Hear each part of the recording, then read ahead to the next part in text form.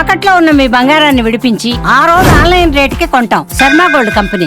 ఇంటి నుంచి అడుగు బయట పెట్టాలంటేనే భయమేస్తోంది. దేశంలో రోడ్డు ప్రమాదాలు విపరీతంగా పెరిగిపోతున్నాయి. నిర్లక్ష్యం, మద్యం మత్తు, అతివేగం కారణం ఏదైనా రహదారులు రక్తమోడుతున్నాయి. నిత్యం వందల ప్రాణాలు గాల్లో కలిసిపోతున్నాయి. వారిపై ఆధారపడిన కుటుంబ సభ్యులు దిక్కులేని వారవుతున్నారు. తాజాగా తమిళనాడులోని తిరుత్తని దగ్గర ఘోర రోడ్డు ప్రమాదం పెను విషాదాన్ని మిగిల్చింది.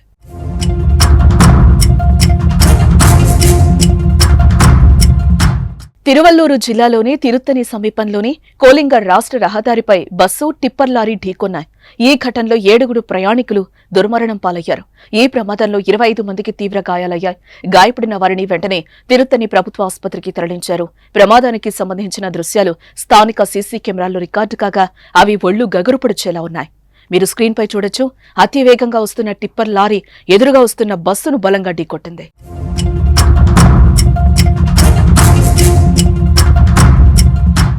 ఈ ఘోర రోడ్డు ప్రమాదంతో ప్రయాణికులు భీతిల్లిపోయారు. సెకండ్ల వ్యవధిలో సాఫీగా సాగుతున్న ప్రయాణం ఒక్కసారిగా విషాదంగా మారింది.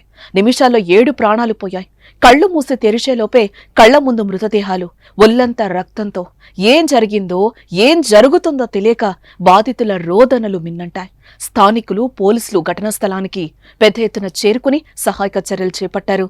జేసీబీ సాయంతో బస్సులో చిక్కుకున్న వారిని బయటకు తీసి ఆసుపత్రికి తరలించారు.